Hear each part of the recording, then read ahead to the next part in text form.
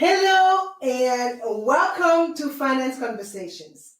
This is the 24th episode of the Merging Life and Money Show, and I am super excited to be here with you. For those of you who do not know me, I am your host, Marie-Jo César. I help professional women acquire and apply the relevant financial skills and knowledge they need to take control of their money, manage their finances, and understand that they can live their best life with the money they have. Thank you for joining in today. If you are watching the replay, make sure to type #replay in the chat and leave me some comments and questions. Welcome, welcome, and welcome. I come to you live every Thursday at 5 p.m. Pacific Standard Time to share valuable information about how to achieve financial wellness and live your life with means and meaning. Today's show is the 10th episode of a new series titled The Scoop on Women and Money. I will be exploring 3 financial realities that are unique to women. So grab a pen and a notebook, as you might want to take some notes to discuss them further with family members, friends, colleagues, etc. Because it is about sharing values that could benefit others. So if you have any comments or questions, make sure to put them in the chat. And if you want to talk to me directly, I will share my contact information later in the show. As you know, the main objective of the Merging Life and Money Show and my strong why, that is my WHY, is to empower as many women as possible with what I know about money and finance.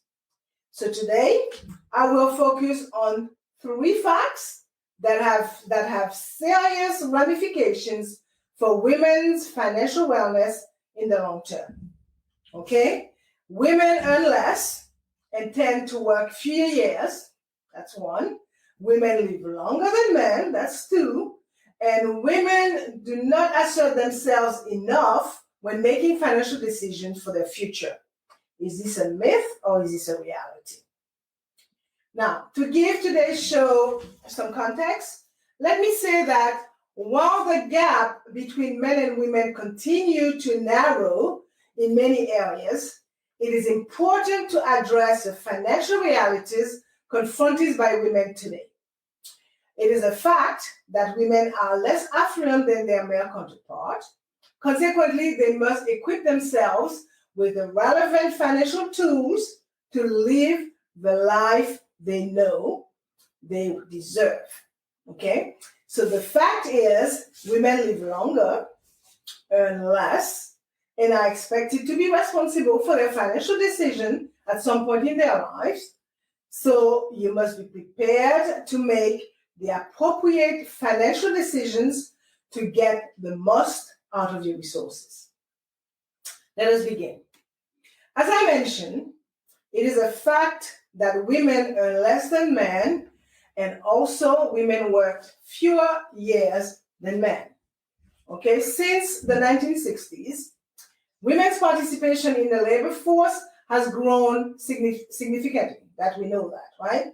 They do not only work longer hours, but they also pursue higher education in greater numbers. However, despite this progress, women still earn less than men, and it gets worse if you are a woman of color. This situation is known as what they call the gender wage gap, as it reveals the difference in earnings between women and men. The major drivers of the gender wage gap are many. All right, so they talk about this occupational segregation, which really it is a funneling of women and men in different types of industries and jobs based on gender norms and expectations.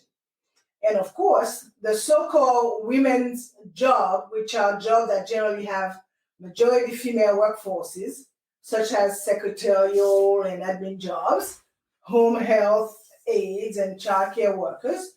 They tend to offer lower pay and fewer benefit than the so-called men jobs, which are jobs that have predominantly male workforces, including jobs in trades such as building and construction.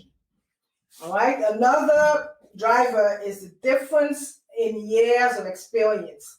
As you know, women are unduly driven out of the workforce to accommodate childbearing and caregiving and other unpaid obligations. Therefore, they tend to have less work experience than men as a result. And another driver is the difference in hours worked. Because women tend to work fewer hours to accommodate caregiving and other unpaid obligations, they are also more likely to work part-time, which means lower hourly wage and fewer benefits compared with full-time workers. And last but not least, discrimination. Okay, so while gender-based pay discrimination has been illegal since 1963 in the US, it is still a frequent, widespread practice, particularly for women of color. It can thrive, especially in workplaces that prohibit open discussion of wages and where employees fear retaliation.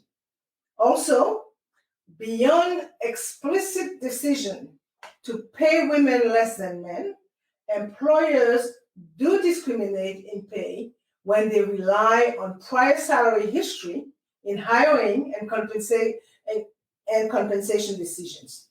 So this enables pay decisions that could have been influenced by discrimination to follow women from job to job. Okay? I mentioned that in the previous show as well. The gender gap is more than just a few cents, and it varies by state in America. So while most states have implemented laws against gender discrimination, right, and the 1964 Civil Rights Act protects women at the federal level, disparities still persist. For example, in the state of Wyoming, and that state is nicknamed the Equality State simply because it was the first state in the United States to give women the right to vote. Well, in that state, women earn 35% less than their male counterparts. And Vermont is a state with the smallest pay gap between women and men, with women earning 9% less than men. Okay, so that's it for my point number one. And my point number two is is really the fact that women live longer than men. Okay, so as you know, I like to refer to statistics and surveys and research conducted by reputable companies to back the topics I address in my shows. So based on research conducted by the University of Southern California, there have been a slight decline, believe it or not, in life expectancy in the United States since 2014, as well as an increase in most major causes of death, with women experiencing more deterioration related to chronic diseases than men. And I'm talking about heart disease, diabetes, Alzheimer's disease, those kind of chronic illnesses. So notwithstanding this fact, older women still live longer than men, even though they have more disability and financial challenges than men. So despite living longer, women can no longer expect to live more active years than older men because they are more likely than men to develop a number of debilitating conditions such as arthritis, fall-related fractures, and dementia that could limit their ability to remain independent without assistance. So women facing such health and long-term care needs in late life are at further disadvantage as it relates to men, because on average, they have fewer resources. So as explained before, their economic resources are not only linked to work and family-related decisions made over a lifetime, but also to choices about the timing of their retirement.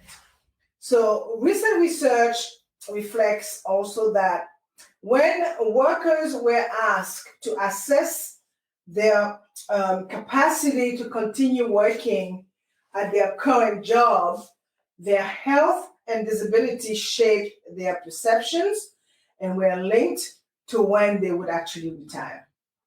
So compare this to between 1994 and 2012, when nearly 1 in 3 older Americans aged 65 to 69 were either retired or unemployed, but were healthy enough to work. So also, more recently, a growing body of research found evidence that baby boomers nearing the traditional retirement ages, like 65, may have higher level of disability than early generations, which constrain their ability to remain on the job. So additionally, older adults must also consider personal finances into retirement decision, as it is obvious that in coming years, high level of debt may contribute to more men and women postponing retirement despite their health and disability level, simply because of a dramatic increase in the amount of debt they carry when nearing retirement age of between 62 and 66. So this age group financial distress, that's what I call it, is attributed mainly to having purchased more expensive homes with smaller down payment than previous generations. So in addition to the debt situation, older Americans find themselves faced with challenging retirement decisions with unclear trade-offs. Let's take a look at American married women tend to be younger than their husbands, but retire around the same time, thus contributing to a gender gap in lifetime Social Security benefits. Okay, so by retiring early, older married women often forgo both substantial future earnings and additional Social Security benefits that they would have received if they had worked longer. They also incur health insurance costs if they retire before age 65, which is the age at which they become eligible for Medicare. So, unless married couple have other assets from savings, for example, women's younger retirement age means that they have less wealth to live on during their remaining life together and during any subsequent divorce of widowhood. Let me also say that working extra years beyond midlife has a greater impact on the current value of older women's lifetime Social Security benefit than it does for men for 2 reasons.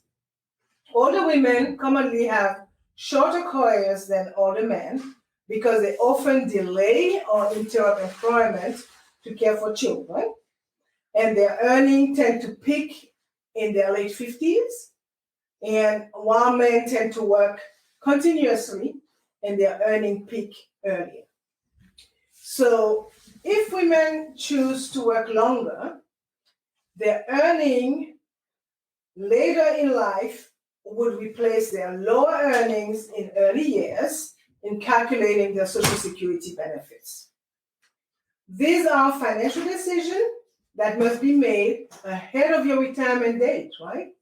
As I said always, do not let retirement meet you by chance. Plan for it.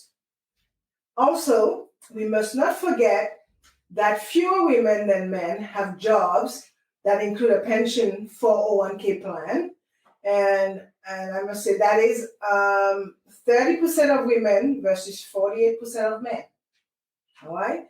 And we all know that participating in retirement savings is the first big step toward improving financial security. Yet again, only 41% of women participate in their employer's 401k plan or other type of retirement plan.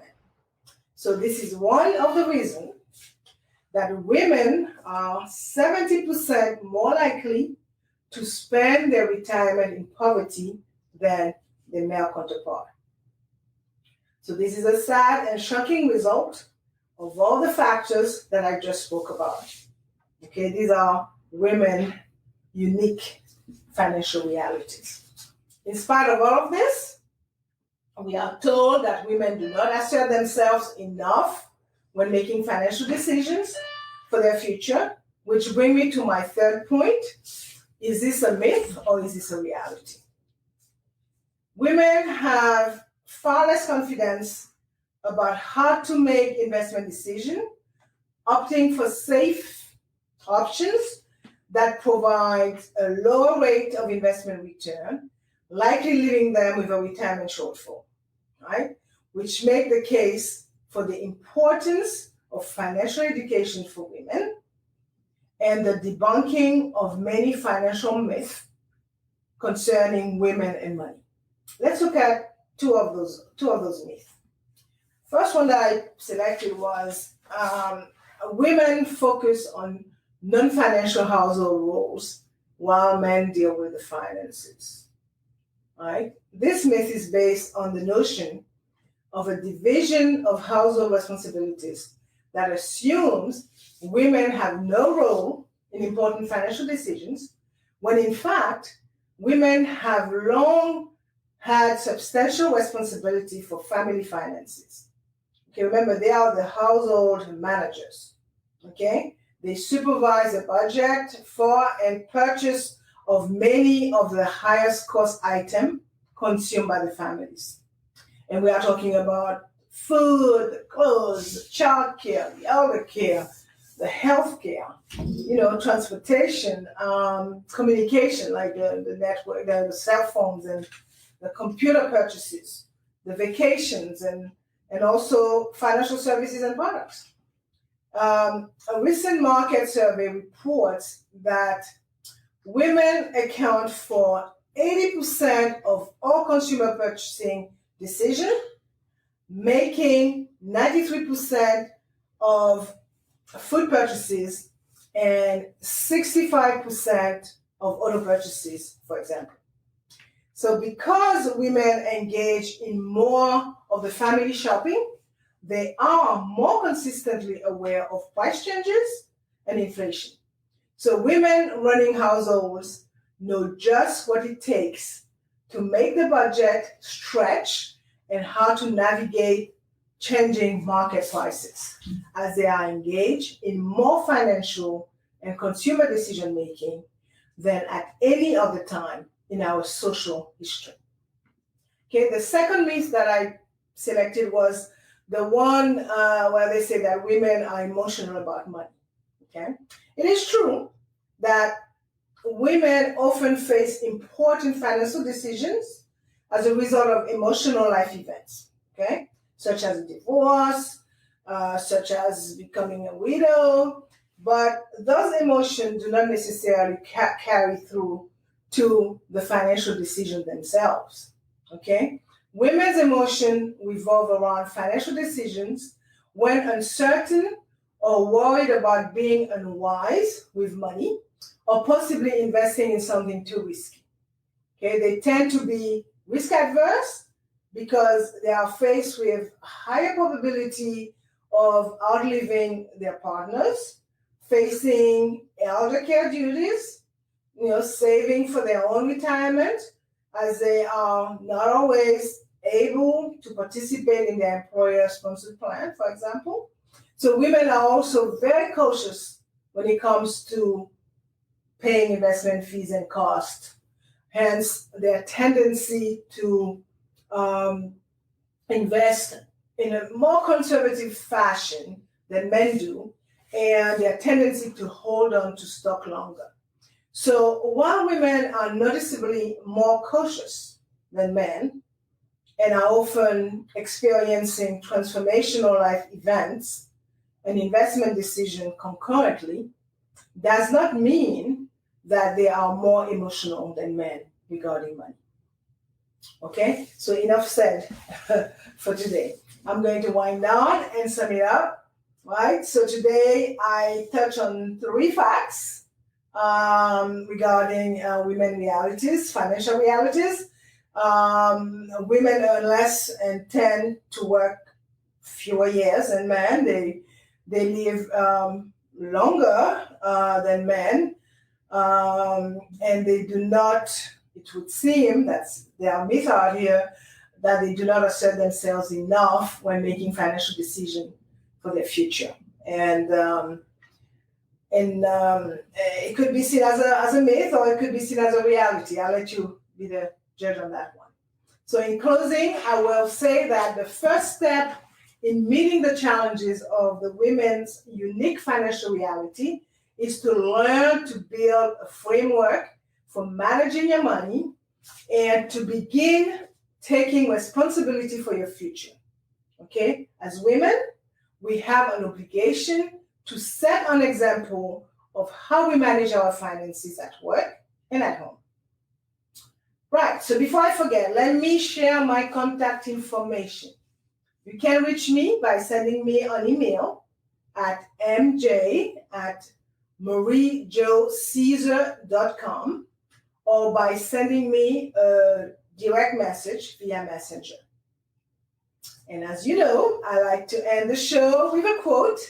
And today I selected one from Emily G. Stroud, and it reads, "If you take control of your finances today, you will not be a victim of them tomorrow." So for further information about how to achieve financial wellness and live a purposeful life with the money you have, join me next week, Thursday, at 5 p.m. Pacific Standard Time, 6 p.m.